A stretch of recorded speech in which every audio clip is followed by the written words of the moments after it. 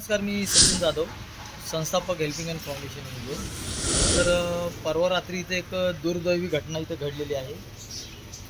या घटनेचं तात्पर्य असं आहे, इथं 4 कुत्रे जे मुख्य प्राणी असतात, ज्याला आपण श्वान म्हणतो, जे म्हणजे आपल्या ज्या रहिवासी एरिया आहे तर इथं ते रक्षा पण करत असतात. म्हणजे अनोळखी लोक आले किंवा चोर वगैरे आले तर ते भुकून लोकांना जागृत करत असेल, तर असे मुख्य प्राण्यांचे इथं पालिकेच्या हलगर्जीपणामुळं इथं जीव गेलेला आहे. आता तुम्ही इथं पहा, इथं वायरची दुरावस्था बघा काय आहे. पूर्ण वायर ही सडलेली आहे, पहा गंजलेले आहेत. सगळ्या गंजलेल्या वायरी आहेत आणि सगळी बेकार परिस्थिती आहे.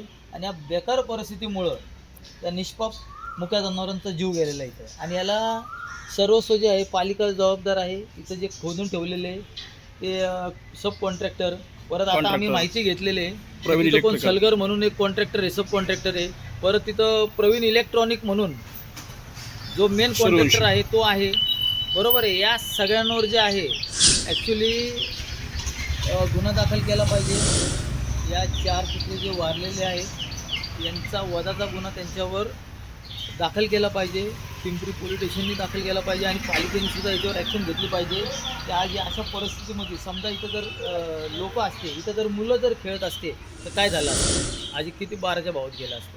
आज तुम्ही पहा, हे बघा सगळ्या वायरी सडलेल्या आहेत, इथनं निघलेली आहे, इकडनं पूर्ण वायर निघलेली आहे. आज म्हणजे एवढा बेकार परिस्थितीमध्ये ते कुत्रे किती म्हणजे तडफडून गेले असतील याची आपण कल्पनासुद्धा करू शकत नाही आहे.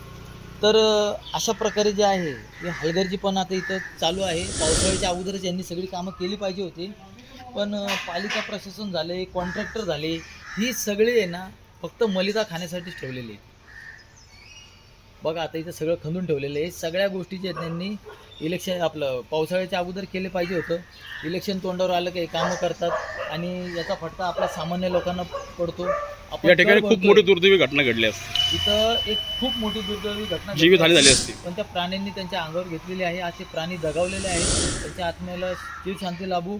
आणि जर पालिका प्रशासनाला जर थोडी पण लाज असेल आणि त्या कॉन्ट्रॅक्टरला जरा पण लाज असेल तर त्यांनी जे आहे ना समोर यावा आमच्या आणि सरेंडर करावं. आम्ही मागणी करतो की त्यांच्यावर गुन्हा दाखल व्हावा म्हणून.